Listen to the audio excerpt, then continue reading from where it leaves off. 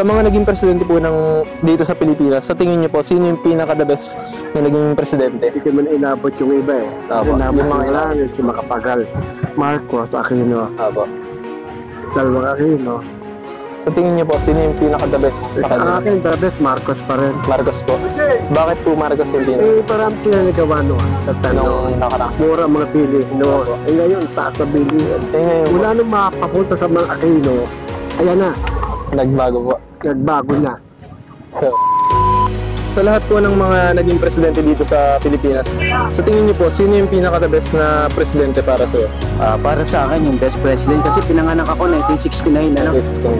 For my opinion and my idea, the best president na na-encounter ko at the age of 55 ay si President Duterte. Duterte po. Former president.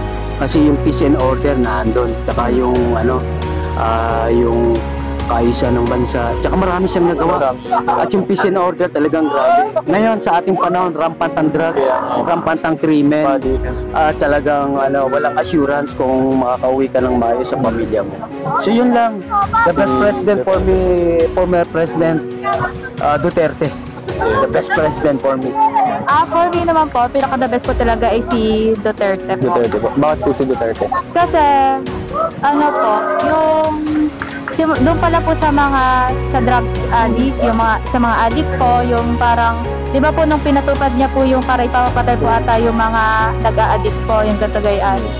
Siyempre po, ang dami po tumigil na para nagtago po mga addict. Pero nasimula po na nawala si Duterte, parang po, mas lalo pa po dumami mga kabataan na nag-a-addict pa rin po. Kasi madami siya nagawa sa... Mas madami, kahit sabihin po, parang dati sinasabi nila, walang nagagawa daw po si Duterte, Gatagayan.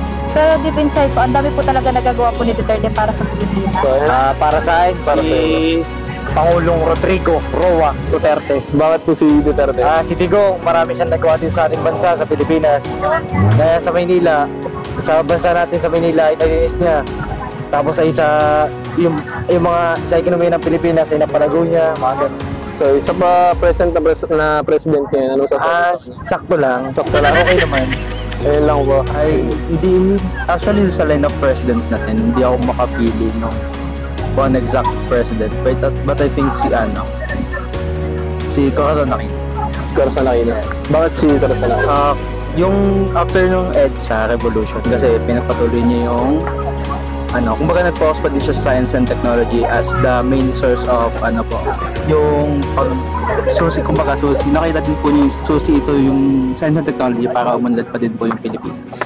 For me kasi, parang naabutan ko pa lang yung kay Ninoy, kay Duterte at Bongbong. Yung Parang sa akin, 50-50 kay Duterte at 50-50 kay Bongbong. Kasi kay Duterte, may okay ako sa kanya pagdating yung sa war on drugs. Kasi sa totoo lang, may positive doon, may negative. Pero naging okay din naman siya sa community. Kay Bongbong, okay din ako sa kanya kasi kahit silent kahit hindi naman nakikita talaga ng tao yung ginagawa niya.